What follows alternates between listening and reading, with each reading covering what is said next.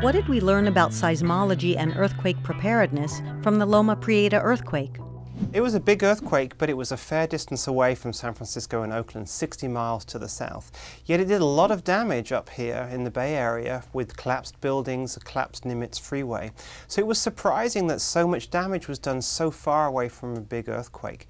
So we have to recognize that if we have another earthquake, a magnitude 7 up here, then we might expect to see significantly more damage. Would an earthquake early warning system have made a difference? If we had a warning system, we would have had about 20 seconds of warning. And that's a lot of time for individuals to take cover under a sturdy table or something like that. In the Northridge earthquake, about 50% of the injuries were caused by things falling off shelves, lighting fixtures and things like that. So with just a few seconds warning to take cover under a sturdy desk, you can significantly reduce the number of injuries. So that's the difference that it would have made 25 years ago. What should we be doing to prepare? As a society, we have to continue to build good buildings, retrofit the older buildings, have infrastructure that is not going to collapse during the next earthquake. And then we need to add new technologies as they become available, like earthquake early warning. As an individual, we have to be responsible for our own environment. We need an emergency plan, we need a kit, we need supplies so that we'll be able to look after ourselves and the people around us after an earthquake. And we also need to look at the buildings that we live in and that we work in, understand whether they are earthquake safe, and take steps to try and improve their safety in the coming years. What are the most common myths about earthquakes?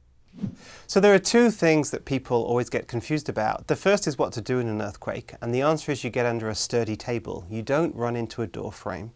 And then the second one, of course, is animals and animals predicting earthquakes. And there is no real evidence of animals successfully predicting earthquakes. Often they feel the very beginnings of the shaking, and that's what they react to. And in fact, that is exactly what our earthquake early warning system does.